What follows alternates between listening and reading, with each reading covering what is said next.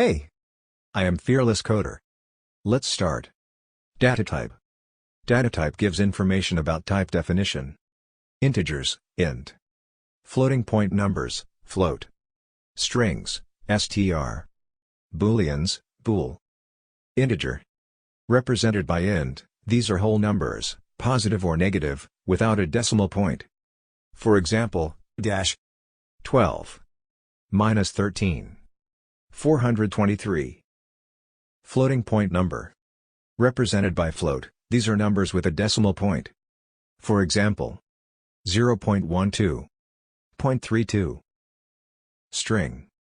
Represented by str, these are sequences of characters surrounded by single or double quotes.